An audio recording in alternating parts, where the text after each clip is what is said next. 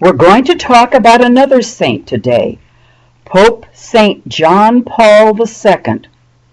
He was the Pope for 26 years, for all the time when my children were growing up, and certainly for most of the time when your parents were growing up. He lived his life like one of Jesus' apostles, following Jesus' teachings and trying to teach others to follow Jesus' teachings.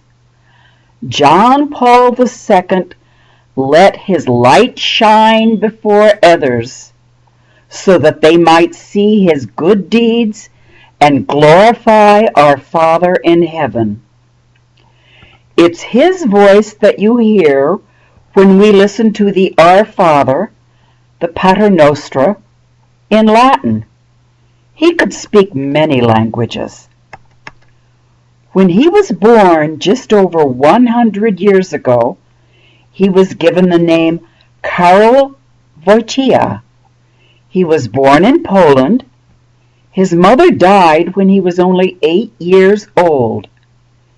He was an athlete when he was young. He played football. When he was 18 years old, he began studying at a wonderful university in the Polish city of Krakow. A year after he began college, war began. German Nazis invaded Poland, and they closed the university, and they forced Karol and the other young men to work in jobs the Nazis told them to do. Karol was forced to work in a limestone quarry, breaking rocks. Otherwise, he would have been sent to Germany, and he would have been held as slave labor by the German Nazis. When Karol was 21 years old, he began thinking about becoming a priest. The German Nazis said that it was against their rules to study to become a priest.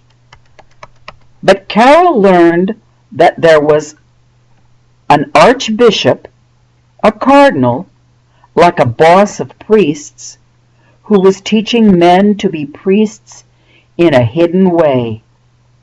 It was called an underground seminary, like a hidden school for priests. It was hidden because they would have been killed if it had been known that they were being educated.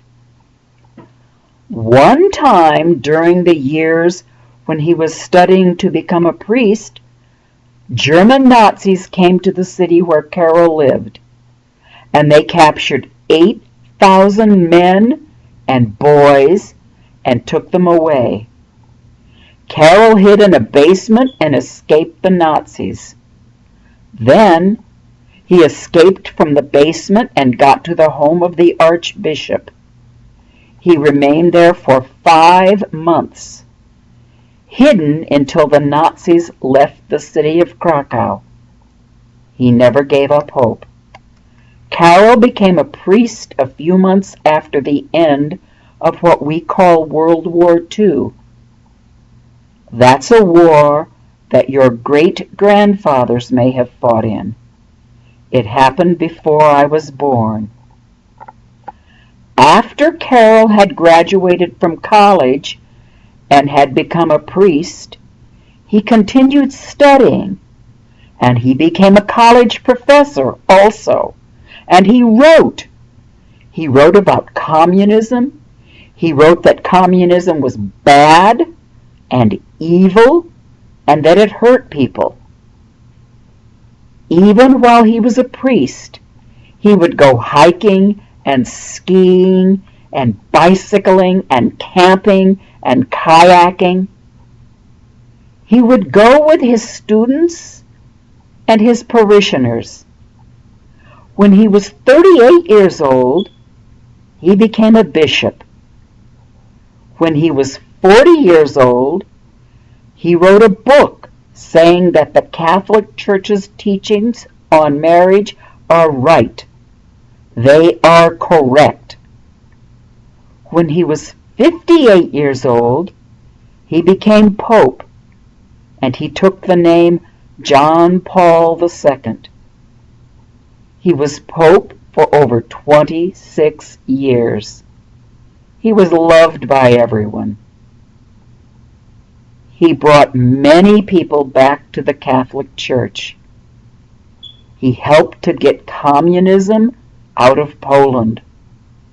He taught all human life, from the moment of conception and through all subsequent stages, is sacred, because human life is created in the image and likeness of God.